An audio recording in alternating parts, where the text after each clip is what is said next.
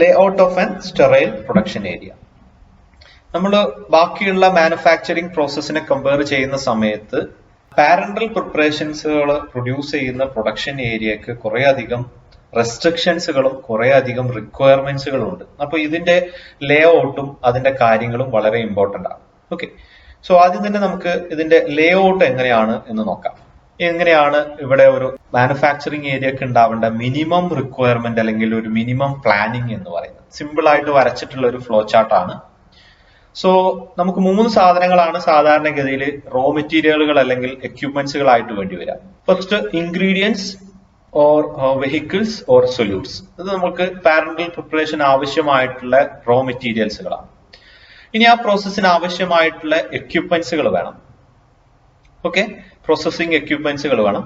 Then containers and ക്ലോഷേഴ്സുകൾ വേണം. Okay, അപ്പോ ഇത് നമ്മൾ സാധാരണ ഒരു സപ്ലൈ സ്റ്റോറേജ് ഏരിയ, നമ്മളെ വെയർ ഹൗസ് എന്ന് പറഞ്ഞ സ്ഥലത്താണ് നമ്മൾ ഇത് സ്റ്റോർ ചെയ്തിട്ടുണ്ടാവുക.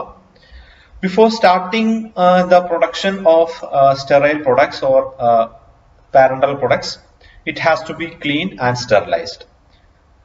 സ്റ്റെറിലൈസ് ചെയ്ത് ക്ലീൻ ചെയ്യേണ്ട എന്തൊക്കെ സാധനങ്ങളുണ്ടോ അതൊക്കെ ക്ലീൻ ചെയ്ത് സ്റ്റെറിലൈസ് ചെയ്യണം. അപ്പോൾ അതിനൊരു സെപ്പറേറ്റ് ഏരിയ വേണം. ക്ലീനപ്പ് ഏരിയ എന്ന് പറയുന്നു. സ്റ്റെറിലൈസ് ചെയ്യാനുള്ള ഒരു ഏരിയ വേണം. രണ്ടാമതായിട്ട് നമുക്ക് എടുക്കേണ്ട ഇൻഗ്രീഡിയൻസുകൾ, ഇതിന് എടുക്കുന്ന ഇൻഗ്രീഡിയൻസുകൾ അത്രയും പ്യൂരിറ്റി ഉള്ള സ്റ്റെറൈൽ ആയിട്ടുള്ള ഇൻഗ്രീഡിയൻസുകൾ മാത്രമേ എടുക്കാൻ പാടുള്ളൂ എന്നുള്ളത്. പൈറജൻ ഫ്രീ ആയിരിക്കും, സ്റ്റെറൈൽ ആയിരിക്കണം. അതുപോലെ തന്നെ അതർ പാർട്ടിക്കിൾസുകളൊന്നും ഉണ്ടാവാൻ പാടില്ല. Now this is taken into an compounding area, or ഇവിടെയാണ് നമ്മൾ സാധാരണ മിക്സിംഗ് പ്രോസസ്സ് നടത്തുന്നത്, ഫിൽട്രേഷൻ എന്ന് പറയുന്ന പ്രോസസ്സ് നടത്തുന്നത്. ആ ഏരിയ ഒരു കൺട്രോൾഡ് ക്ലീൻ എൻവിറോൺമെന്റിൽ ഉള്ളതായിരിക്കണം. ഈ ഒരു ഏരിയ എന്ന് പറയുന്നത് ഒരു കൺട്രോൾഡ് എൻവിറോൺമെന്റ് ഏരിയയിലുള്ളതായിരിക്കണം.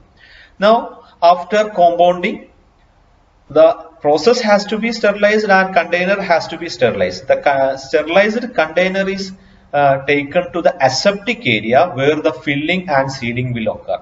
നമ്മൾ ഇവിടെ പ്രൊഡക്റ്റ് പ്രിപ്പയർ ചെയ്തു, ആ പ്രൊഡക്റ്റിൽ എന്തെങ്കിലും കണ്ടാമിനേറ്റിംഗ് മൈക്രോ ഓർഗാനിസമോ അല്ലെങ്കിൽ കണ്ടാമിനന്റ് ആയിട്ടുള്ള ഡസ്റ്റ് പാർട്ടിക്കിളോ പാർട്ടിക്കുലേറ്റ് പാർട്ടിക്കിൾസുകളോ ഉണ്ടെങ്കിൽ അതിനെ ഫിൽട്ടർ ചെയ്യാൻ വേണ്ടി ഫിൽട്രേഷൻ പ്രോസസ്സും ചെയ്തു. അതിനുശേഷം ഈ ഫിൽട്ടർ ചെയ്തിട്ടുള്ള നമ്മുടെ സൊല്യൂഷൻസിനെ നമ്മൾ ഫില്ലിംഗ് ഏരിയയിലോട്ടാണ് എടുക്കുന്നത്, filling and sealing area.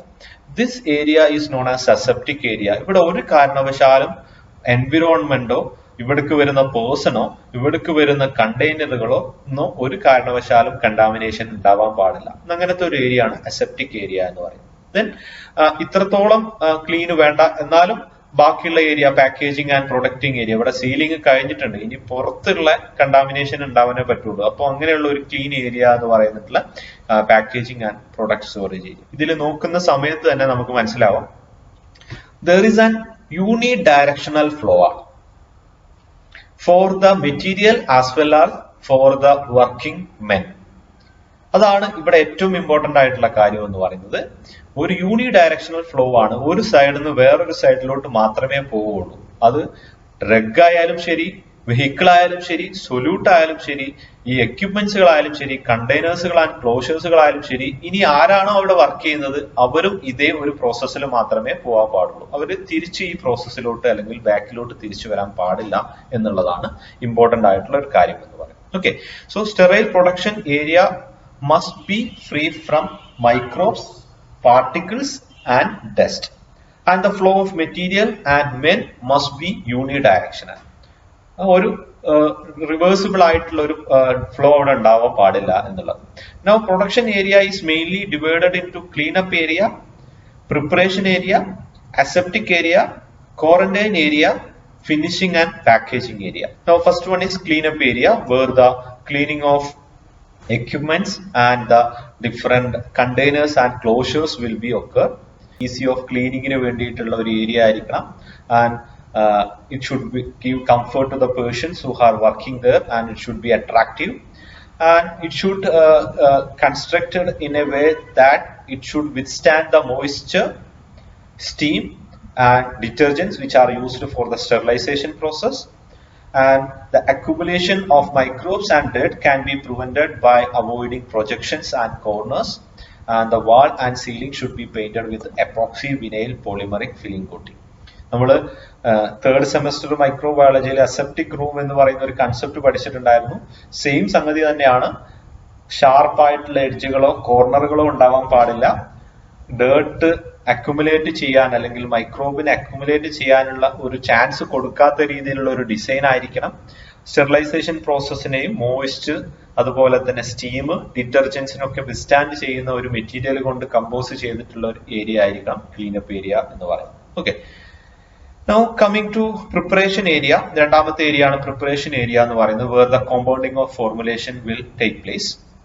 And here also the wall and ceiling must be painted with germicidal epoxy paint, and the cabin and counter should be made with stainless steel and fitted in such a manner that it should not provide any catch area for the pest or for the microbes. ഒരു കാരണവശാലും micro ഓർഗാനിസത്തിനോ ഡേർട്ടിനോ catch ചെയ്യാൻ പറ്റുന്ന രീതിയിലുള്ള ഒരു chance കൊടുക്കാത്ത രീതിയിലുള്ള ഒരു design ആയിരിക്കണം. And there will be an adequate space should be provided for the counters and there should be a sufficient number of sink for the preparation area.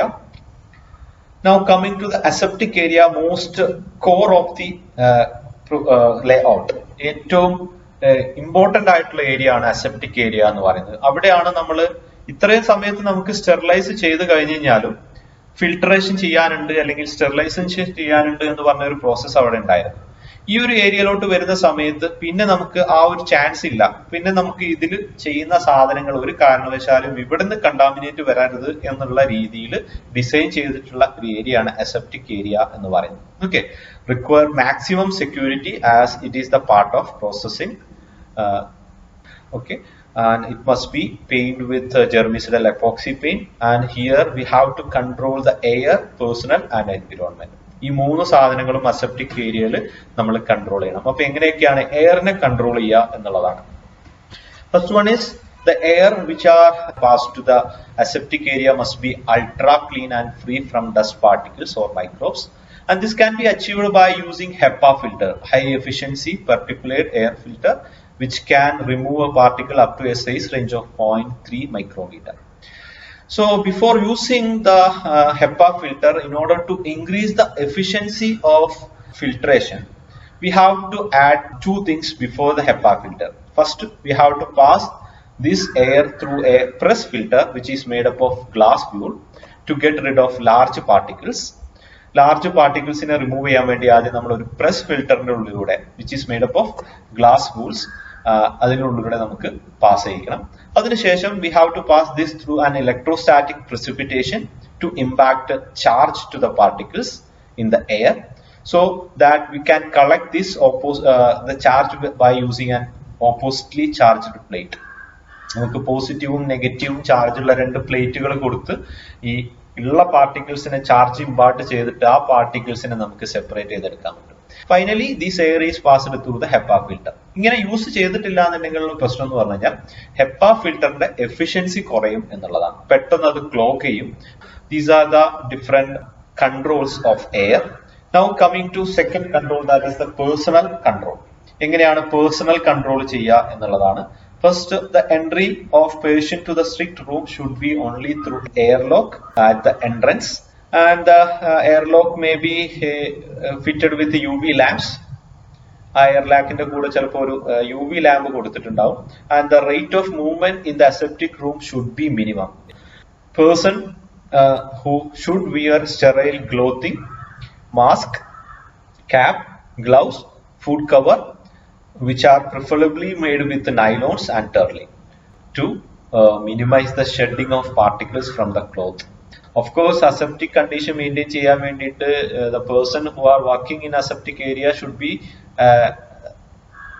Free from contaminating micro organism. സ്വാഭാവികമായിട്ടും disease ഉള്ള ആൾക്കാർ അല്ലെങ്കിൽ clean അല്ലാത്ത രീതിയിൽ വരുന്ന ആൾക്കാരൊന്നും septic റൂമിലോട്ട് സാധാരണഗതിയിൽ എൻ്റർ ചെയ്യാൻ സമ്മതിക്കില്ല. അത്രയും എക്സ്പീരിയൻസ്ഡ് ആയിട്ടുള്ള ആൾക്കാർ മാത്രമാണ്, അതിനുള്ള പ്രൊസീജിയേഴ്സുകളും ഈ പറയുന്ന രീതിയിലുള്ള ഡ്രസ്സിംഗ് ഒക്കെ ചെയ്തിട്ടുള്ള ആൾക്കാരെ മാത്രമേ അസെപ്റ്റിക് ഏരിയയിലോട്ട് സാധാരണഗതിയിൽ എൻ്റർ ചെയ്യാൻ സമ്മതിക്കുള്ളൂ. Okay, now this will be an dressing of an person who are entering to the aseptic area.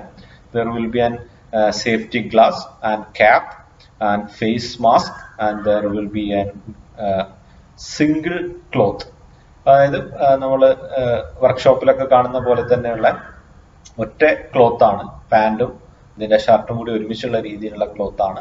Then boot and shoe cover, glove, ഇങ്ങനെയുള്ള കംപ്ലീറ്റ് കവർ ചെയ്തിട്ടാണ്. ഒരു രീതിയിലുള്ള ക്ലോത്ത് തന്നെ സ്റ്റെറിലൈസ് ചെയ്തിട്ടുള്ള ക്ലോത്ത് ആയിരിക്കും, നൈലോണോ ടെർലിൻ കൊണ്ടോ ഉണ്ടാക്കിയിട്ടുള്ള ക്ലോത്തുകളായിരിക്കും. അതിന്റെ മുകളിൽ ഒരു കാരണവശാലും അലോ ചെയ്യാത്ത രീതിയിലായിരിക്കും അതിന്റെ പേഴ്സണൽ കൺട്രോൾ ചെയ്യേണ്ടത് എന്നുള്ളത്. Okay, now environmental control. Aseptic ഏരിയന്റെ എൻവിറോൺമെന്റ് നമ്മൾ എങ്ങനെ കൺട്രോൾ ചെയ്യണം എന്നുള്ളതാണ്. By routine basis, evaluation by routine basis by bioburden. നമ്മൾ എന്താ ചെയ്യാന്ന് വെച്ചാൽ ടോട്ടൽ ബാക്ടീരിയൽ വയബിൾ കൗണ്ട് കിട്ടാൻ വേണ്ടിയിട്ട് നമ്മൾ എന്ത് ചെയ്യും? We will expose the nutrient plate to different environment. നമ്മൾ മുന്നേ പഠിച്ചിട്ടുണ്ട് സെറ്റിൽ പ്ലേറ്റ് മെത്തേഡ് എന്ന് പറയുന്ന മെത്തേഡ് വഴി നമ്മൾ കുറെ പ്ലേറ്റുകൾ നമ്മൾ ഇവിടെ വെക്കും. പ്ലേറ്റുകൾ വെക്കുന്ന സമയത്ത് നമ്മൾ പ്ലേറ്റ് ഒരു 1 hour ഓപ്പൺ ചെയ്ത് വെച്ച്, കൾച്ചർ പ്ലേറ്റുകൾ ഓപ്പൺ ചെയ്ത് വെച്ചതിന് ശേഷം ഇൻക്യുബേറ്റ് ചെയ്യുകയാണെന്നുണ്ടെങ്കിൽ കണ്ടാമിനേറ്റിംഗ് മൈക്രോ ഓർഗാനിസം ഉണ്ടെങ്കിൽ ആ പ്ലേറ്റിൽ ഗ്രോത്ത് കാണിക്കും. ഓക്കെ, ദെയർബൈ വി ക്യാൻ റൂട്ടീൻ ബേസിസിലായിട്ട് നമുക്ക് എൻവിറോൺമെന്റിൽ കൺട്രോൾ ചെയ്യാൻ പറ്റും. എന്താണ് കണ്ടാമിനേഷൻ ഉള്ളത്, അത് എവിടെ നിന്നാണ് വന്നത് എന്നുള്ളത് ഡിറ്റർമൈൻ ചെയ്യേണ്ടി വരും എന്നുള്ളതാണ്. Now coming to an important portion of aseptic area. ഈ അസെപ്റ്റിക് ഏരിയനെ നമ്മൾ മുന്നേ പഠിച്ചിട്ടുണ്ട്. ഡിഫറെന്റ് ഗ്രേഡുകളായിട്ട് ഡിവൈഡ് ചെയ്തിട്ടുണ്ട്. അതായത് grade A, B, C, D എന്ന് പറഞ്ഞിട്ടാണ് ഡിവൈഡ് ചെയ്തിട്ടുള്ളത്. എന്തിന്റെ ബേസിലാണ് ഡിവൈഡ് ചെയ്തിട്ടുള്ളത് എന്നുള്ളത് വെച്ച് കഴിഞ്ഞാൽ എയർബോൺ പാർട്ടിക്കുലേറ്റിന്റെ ബേസിലാണ്. അതായത് ഓരോ ഏരിയയിലും എത്രത്തോളം number of particle per cubic metre, ഒരു മീറ്റർ ക്യൂബിന്റെ ഏരിയന്റെ ഉള്ളിൽ എത്രത്തോളം എയർ പാർട്ടിക്കിൾസുകൾ പറ്റും എന്നുള്ളതിനനുസരിച്ച് പറഞ്ഞിട്ടുള്ള, അല്ലെങ്കിൽ അതിനനുസരിച്ച് ഗ്രേഡ് ചെയ്തിട്ടുള്ളതാണ് അസെപ്റ്റിക് ഏരിയ എന്ന് പറയുന്നത്. അപ്പോ ഇതില് മൈക്രോ ഓർഗാനിസം അവിടെ ഓൾറെഡി ഇല്ല എന്ന് നമുക്ക് ഉറപ്പുവരുത്തണം. ഇത് പാർട്ടിക്കുലേറ്റ് മാറ്റർ അല്ലെങ്കിൽ എയർബോൺ പാർട്ടിക്കുലേറ്റ് ഡസ്റ്റ് പാർട്ടിക്കിൾ ആയിരിക്കാം, അങ്ങനെയുള്ള സാധനങ്ങളായിരിക്കാം. So this is the size of the particles and this is the number of particles in each area. 0.5 millimeter particle size ഉള്ള 3500 വരെ പാർട്ടിക്കിൾസുകൾ ഗ്രേഡ് എയിലാവാം. പക്ഷെ 5 millimeter പാർട്ടിക്കിൾ സൈസ് ഉള്ള ഒരു particle പോലും ഉണ്ടാവാൻ പാടില്ല. അങ്ങനത്തെ ഒരു ഏരിയ ആണ് ഗ്രേഡ് എ ഏരിയ എന്ന് പറയുന്നത്. This is at rest. There is no production process is going on. If it is, there is any operation like manufacturing or filling or അങ്ങനത്തെ പ്രോസസ്സ് നടക്കുകയാണെന്നുണ്ടെങ്കിൽ അവിടെ 0.5 ഉള്ള 3500 വരെയുള്ള തരം 5 millimeter ഉള്ള 0.0 പാർട്ടിക്കിൾ ആയിരിക്കും. ബി ഗ്രേഡിലാണെന്നുണ്ടെങ്കിൽ ഇവിടെ ഓപ്പറേഷന്റെ സ്ഥലത്ത് ഓപ്പറേഷൻ പ്രോസസ്സിൽ 3,50,000 വരെ പാർട്ടിക്കിൾസുകളാവാം 0.5. ആൻഡ് സ്വാഭാവികമായിട്ട് അവിടെ ഒരു വിയർ ആൻഡ് ടിയർ നടക്കുന്നതുകൊണ്ടാണ്, ആ പ്രോസസ്സ് നടക്കുമ്പോൾ ആ എക്യുപ്മെന്റ്സ് ഉണ്ടാവുന്ന എയർബോൺ പാർട്ടിക്കിൾസുകൾ കൺസിഡർ ചെയ്യുന്നത് കൊണ്ടാണ് ബി ഏരിയ എന്ന് പറയുന്നത്. അപ്പോ നമ്മൾ എന്താണ് ഇതിന്റെ ഇമ്പോർട്ടന്റ് എന്നുള്ളതാണ് നമുക്ക് ആവശ്യമുള്ള കാര്യം. ഇത് ഒരു ഏരിയന്റെ കാര്യമാണ് പറഞ്ഞിട്ടുള്ളത്. ഡി ഏരിയ, സി ഏരിയ അല്ലെങ്കിൽ ഗ്രേഡ് ഡി എന്ന് പറഞ്ഞു കഴിഞ്ഞാൽ അസെപ്റ്റിക് ഏരിയ, ഗ്രേഡ് സി എന്ന് പറഞ്ഞു കഴിഞ്ഞാൽ 3500 വരെ അറ്റ് റെസ്റ്റിലും 5 millimeter ഉള്ള പാർട്ടിക്കിൾ സൈസ് ഉള്ള 2000 പാർട്ടിക്കിൾസുകൾ വരെ പറ്റുന്ന ഏരിയകളാണ് സി ഏരിയ എന്ന് പറയുന്നത്. എന്താണ് ഇതിന്റെ ഇമ്പോർട്ടൻസ് എന്നുള്ളതാണ്. നമുക്ക് 2 രീതിയിലുള്ള പ്രൊഡക്ട്സുകളാണ് സാധാരണഗതിയിലുള്ളത്. ഓക്കെ, അപ്പോ ആ പ്രൊഡക്ഷൻ പ്രോസസ്സിന് നമുക്ക് വേണ്ട ഏരിയ ഏതാണ് എന്നുള്ളതാണ് ഇവിടെ ഇമ്പോർട്ടന്റ് ആയിട്ടുള്ള കാര്യം. നമുക്ക് 2 രീതിയിലുള്ള പാരന്റൽ പ്രൊഡക്ട്സുകൾ ഉണ്ട്. ഒന്ന് products which can B terminally sterilised. ആ പ്രൊഡക്റ്റുകൾ ഓട്ടോക്ലേവോ അല്ലെങ്കിൽ ഓട്ടോറോവനോ വെച്ച് ടെർമിനലി സ്റ്റെറിലൈസേഷൻ പോസിബിൾ ആയിട്ടുള്ള പ്രൊഡക്റ്റുകളുണ്ട്. ടെർമിനൽ സ്റ്റെറിലൈസേഷൻ പോസിബിൾ അല്ലാത്ത പ്രൊഡക്റ്റുകളുണ്ട്. അതായത് ഹീറ്റ് സെൻസിറ്റീവ് ആയിട്ടുള്ള പ്രൊഡക്റ്റുകളാണെങ്കിൽ നമുക്ക് അതിന്റെ ടെർമിനൽ സ്റ്റെറിലൈസേഷൻ പ്രോസസ്സ് പറ്റൂല. അപ്പോൾ ടെർമിനൽ സ്റ്റെറിലൈസേഷൻ പറ്റുന്ന സാധനങ്ങളാണെങ്കിൽ അതിന്റെ ഫില്ലിംഗ് പ്രോസസ്സുകൾ നിർബന്ധമായിട്ടും ഗ്രേഡ് എ ഏരിയയിൽ മാത്രമേ ചെയ്യാൻ പറ്റുള്ളൂ. പക്ഷെ അതിന്റെ പ്രിപ്പറേഷൻ ഓഫ് സൊല്യൂഷൻ എന്ന് പറയുന്ന സ്റ്റെപ്പ് നമുക്ക് ഗ്രേഡ് സി ഏരിയയിൽ, ഗ്രേഡ് സി എന്ന് പറയുമ്പോൾ അത്യാവശ്യം നമ്പർ ഓഫ് പാർട്ടിക്കിൾസുകളൊക്കെ അലൗഡ് ആയിട്ടുള്ള ഏരിയ ആണ്. 3,50,000 വരെയും 35 lakhs വരെയൊക്കെ ഉള്ള പാർട്ടിക്കിൾസുകൾ അലൗഡ് ആയിട്ടുള്ള ഏരിയ ആണ് സി എന്ന് പറയുന്ന ഏരിയ. അപ്പോൾ ഈ ഒരു ഏരിയയില് പ്രിപ്പറേഷൻ ഏരിയയിൽ നമുക്ക് ഇങ്ങനെയുള്ള ഏരിയ നമുക്ക് ചൂസ് ചെയ്യാൻ പറ്റുമെന്നുള്ളതാണ്. ആൻഡ് ഫോർ സബ്സീക്വന്റ് ഹീറ്റ് അങ്ങനെയുള്ള ഏരിയയിലൊക്കെ നമുക്ക് ഇത് യൂസ് ചെയ്യാൻ പറ്റും. പക്ഷെ അസെപ്റ്റിക് പ്രിപ്പറേഷൻ വഴി പ്രിപ്പയർ ചെയ്യുന്ന ഏരിയ ആണ് നമുക്ക് സ്റ്റെറിലൈസേഷൻ, ടെർമിനൽ സ്റ്റെറിലൈസേഷൻ പറ്റാത്ത സംഗതികളാണെന്നുണ്ടെങ്കിൽ അവിടെ പ്രിപ്പറേഷനും ഫില്ലിങ്ങും ഗ്രേഡ് എ ഏരിയയിൽ മാത്രം നടക്കും. ഇവിടെ പ്രിപ്പറേഷൻ ഗ്രേഡ് സി ഏരിയയിൽ നടത്താൻ പറ്റുമായിരുന്നു. ടെർമിനൽ സ്റ്റെറിലൈസേഷൻ നടത്താൻ പറ്റാത്ത സാധനങ്ങളാണെങ്കിൽ അതിന്റെ പ്രിപ്പറേഷനും ഫില്ലിങ്ങും ഗ്രേഡ് എ ഏരിയയിൽ മാത്രമേ ചെയ്യാൻ പറ്റുള്ളൂ. Okay, preparation which can be sterilised that can be done by in C area and D ഏരിയയിൽ സാധാരണഗതിയിൽ ഫില്ലിങ് കഴിഞ്ഞതോ ആയിട്ടുള്ള സാധനങ്ങൾ നമുക്ക് യൂസ് ചെയ്യാം. ഫില്ലിങ് കഴിഞ്ഞിട്ടുള്ള പ്രൊഡക്റ്റുകൾ ആ സാധനങ്ങൾ നമുക്ക് യൂസ് ചെയ്യാൻ പറ്റും. അതുപോലെ വാഷിംഗ് കഴിഞ്ഞിട്ടുള്ള സാധനങ്ങളൊക്കെ എടുക്കുന്ന ഏരിയയിലൊക്കെ എൻവിറോൺമെന്റൽ കൺട്രോൾ അല്ലെങ്കിൽ അസെപ്റ്റിക് ഏരിയയിൽ ഡി ഏരിയ നമുക്ക് ചൂസ് ചെയ്യേണ്ടി വരും.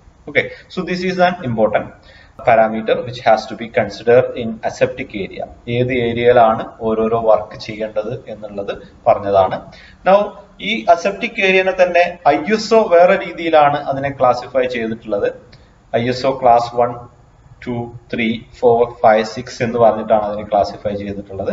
So these are the number of particles with particle size that are allowed in this areas.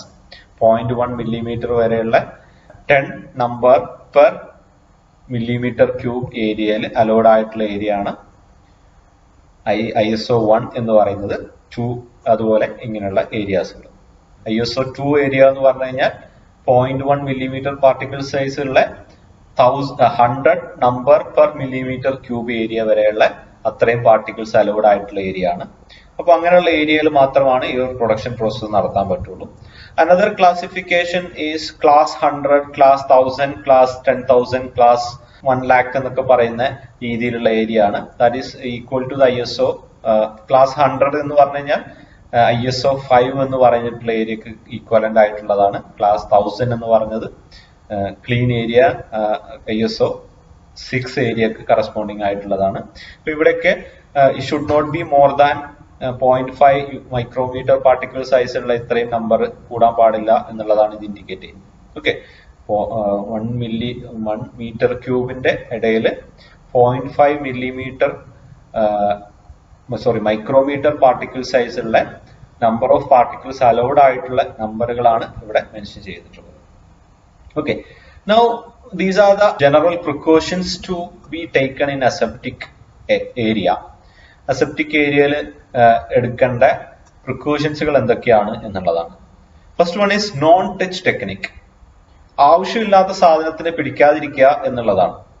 നമുക്ക് ഒരു പ്രോസസ്സ് ചെയ്യാനുള്ള സ്ഥലത്ത് ഫിൽട്രേഷൻ നടത്താനാണെങ്കിൽ ഫിൽട്രേഷൻ മാത്രം ചെയ്യുക, ബാക്കിയുള്ള എക്യുപ്മെന്റിൽ നമ്മൾ ടച്ച് ചെയ്യാതിരിക്കുക എന്നുള്ളത്. സീൽ ചെയ്യുന്ന പ്രോസസ് ആണെങ്കിൽ സീൽ ചെയ്യുന്ന പ്രൊഡക്റ്റിൽ മാത്രം നമ്മൾ യൂസ് ചെയ്യുന്ന ഗ്ലൗ കൊണ്ട് ടച്ച് ചെയ്യുക, ബാക്കിയുള്ള ഏരിയയിൽ ടച്ച് ചെയ്യാതിരിക്കുക എന്നുള്ളത്. Second one is interruption should be minimum. ഒരു പ്രോസസ്സ് നടന്നുകൊണ്ടിരിക്കുമ്പോൾ ഫിൽട്രേഷന്റെ ഇടക്ക് വെച്ച് നിർത്താതിരിക്കുക, സീലിംഗിന്റെ ഇടക്ക് വെച്ച് നിർത്താതിരിക്കുക എന്നുള്ള പ്രോസസ്സ്. ഈ ഫിൽട്രേഷൻ, സീലിംഗ് എന്നൊക്കെ പറയുന്നത് പാരന്റൽ പ്രൊഡക്ട്സിന്റെ ഡിഫറെന്റ് സ്റ്റേജിൽ വരുന്ന നമ്മൾ ഒരു പ്രൊഡക്റ്റ് അതിന്റെ കണ്ടെയ്നറിലോട്ട് ആക്കി അത് സീൽ ചെയ്യുന്ന പ്രോസസ്സാണ്. ഓക്കെ, ഒരു എക്സാമ്പിൾ പറഞ്ഞതാണ്. Now movement in the department should be minimum. നേരത്തെ പറഞ്ഞു നമ്മൾ ഫിൽട്രേഷൻ ചെയ്യുന്നതിന്റെ ഇടയിൽ കുറച്ച് സമയം ഉണ്ടല്ലോ എന്ന് പറഞ്ഞ് പുറത്തു പോയിട്ട് വരാനോ അങ്ങനെയുള്ള മൂവ്മെന്റ്സുകൾ കുറക്കുക എന്നുള്ളത്. Only trained personnel should be allowed to work in the aseptic area. പുതുതായിട്ട് ട്രെയിനിങ്ങിന് വന്ന ഒരാളെന്നും അതിന്റെ ഉള്ളിലോട്ട് സാധാരണ കയറ്റൂല. അത്രയും എക്സ്പീരിയൻസ്ഡ് ആയിട്ടുള്ള ആൾക്കാരെ മാത്രമാണ് സാധാരണഗതിയിൽ നമ്മൾ അലോ ചെയ്യാറുള്ളത്. There should be a program to control the personnel and the manufacturing process of parental products. ഒരു പ്രീ റിട്ടൻഡ് ആയിട്ടുള്ള പ്രോട്ടോകോൾ വഴിയാണ് സാധാരണഗതിയിൽ ഈ പറഞ്ഞ പ്രോസസ്സുകളൊക്കെ നടത്തുക. അപ്പൊ അത് കൺട്രോൾ ചെയ്യാനും ചുമ്മാ പുറത്തുനിന്ന് ഒരാൾ വരുന്ന സമയത്ത് വിസിറ്റിന് അലൗഡ് ചെയ്യാതിരിക്കാം. നമ്മളിപ്പോ ഇൻഡസ്ട്രിയൽ വിസിറ്റിങ്ങിന് പോയി കഴിഞ്ഞാൽ ഒരു കാരണവശാലും പെർമിഷൻ തരാത്ത ഒരു ഡിപ്പാർട്ട്മെന്റ് ആണ് പാരന്റൽ പ്രിപ്പറേഷൻസ് എന്ന് പറയുന്നത്. ഒരാളെ പോലും പുറത്തുനിന്ന് ഒരാളെ കേട്ടാൻ പറ്റില്ല എന്നുള്ളത്. Okay, so if any contamination is detected the source must be identified and avoided. നേരത്തെ നമ്മൾ പറഞ്ഞു എൻവിറോൺമെന്റൽ കണ്ടാമിനേഷൻ ഉണ്ടോ എന്ന് അറിയാൻ വേണ്ടിയിട്ട് നമ്മൾ എന്ത് ചെയ്യേണ്ടി വരും? നമ്മൾ സെറ്റിൽ പ്ലേറ്റ് മെത്തേഡ് വഴി ന്യൂട്രിയന്റ് മീഡിയനെ ഡിഫറെന്റ് ഏരിയയിൽ വെക്കും. അപ്പൊ നമുക്ക് ഏത് സോഴ്സിൽ നിന്നാണ് വന്നത്, എയർ നിന്നാണെങ്കിൽ നമുക്ക് സെറ്റിൽ പ്ലേറ്റ് മെത്തേഡിൽ ചെയ്യാൻ പറ്റും. റോ മെറ്റീരിയൽ എടുത്ത് സ്റ്റെറിലിറ്റി ടെസ്റ്റിംഗ് ചെയ്യുന്ന സമയത്ത് റോ മെറ്റീരിയലിൽ ഇൻഗ്രീഡിയൻസുകൾ ഉണ്ടെങ്കിൽ അല്ലെങ്കിൽ കണ്ടാമിനേഷൻസുകൾ ഉണ്ടെങ്കിൽ റോ മെറ്റീരിയലിൽ നിന്നാണ് കണ്ടാമിനേഷൻ വന്നിട്ടുള്ളതെന്ന് മനസ്സിലാക്കാൻ പറ്റും. അതുപോലെ വാട്ടർ സപ്ലൈ, നമ്മൾ വാട്ടർ ഫോർ ഇഞ്ചക്ഷൻ, നമ്മളെ വെഹിക്കിള് സ്റ്റെറിലിറ്റി ടെസ്റ്റിംഗ് ചെയ്ത് കഴിഞ്ഞാൽ വെഹിക്കിളിൽ നിന്നാണോ കണ്ടാമിനേഷൻ വന്നിട്ടുള്ളതെന്ന് ഐഡന്റിഫൈ ചെയ്യാൻ പറ്റും. ഇങ്ങനെ ഐഡന്റിഫൈ ചെയ്യുക, അതിനെ അവോയ്ഡ് ചെയ്യുക. ഏത് സ്ഥലത്തു നിന്നാണ് കണ്ടാമിനേഷൻ വന്നതെന്നുണ്ടെങ്കിൽ അതിനെ അവോയ്ഡ് ചെയ്യുക എന്നുള്ളത് ഇമ്പോർട്ടന്റ് ആണ്. Whenever the manufacturing of process is over, it should be immediately transferred and quarantined. ഒരിക്കൽ മാനുഫാക്ചറിങ് പ്രോസസ്സ് കഴിഞ്ഞ് അത് സ്റ്റെറിലൈസ് ചെയ്ത് കഴിഞ്ഞാൽ എത്രയും പെട്ടെന്ന് അത് പാക്ക് ചെയ്യുക. അത് പാക്ക് ചെയ്ത സാധനത്തിന് ടെർമിനൽ സ്റ്റെറിലൈസേഷൻ ഒക്കെ കഴിഞ്ഞതിന് ശേഷം ക്വാറന്റൈൻ ചെയ്യുക. ക്വാറന്റൈൻ ചെയ്യാന്ന് വെച്ചാൽ സ്റ്റോർ ചെയ്യാനുള്ള ഒരു ഏരിയ, സ്റ്റെറൈൽ ആയിട്ടുള്ള ഏരിയ തന്നെയാണ്.